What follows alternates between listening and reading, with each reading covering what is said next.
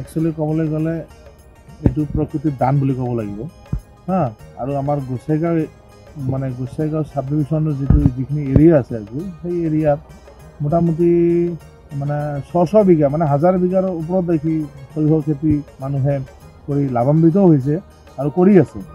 গতিকে আৰু এইবাৰ দেখিবলৈ গ'লে মানে প্ৰকৃতিৰ যি মানে দান মানে দিছে আৰু সেই মানুহক মানে হালধীয়া দলিচা মানে পাৰি দিয়াৰ নিচিনা হৈছে আৰু বহুত ভাল লাগিছে যে আমাৰ এইবাৰ সৰিয়হ খেতিও ভাল আৰু আমাৰ এইখিনি কৃষক আমাৰ এই গোসাইগাঁও অঞ্চলৰ কৃষক যিখিনি আছে একচুৱেলি মানে কৃষিৰ ওপৰত নিৰ্ভৰশীল বেছি, কিন্তু মানে কিছুমান অসুবিধাৰ কাৰণে মানে বহুত মানে অসুবিধাৰ সন্মুখীন হয়।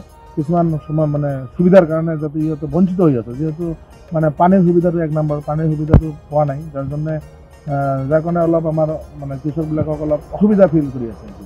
তো গতিকে যেহেতু কৃষিৰ ওপৰত নিৰ্ভৰশীল, গতিকে অলপ চৰকাৰে যদি কিবা মানে পানীৰ যোগানটো যদি ভালকৈ ধৰিব পাৰিলে তেনেহ'লে আমি বহুত উপকৃত হ'লো। একদম মানে ইমান ধুনীয়া লাগে যে হালধীয়া মানে ইমান সুন্দৰ সৰিয়হ ফুলৰ যিটো মানে সৌন্দৰ্য, এইটো মানে ভাষাৰে প্ৰকাশ কৰিব নোৱাৰা।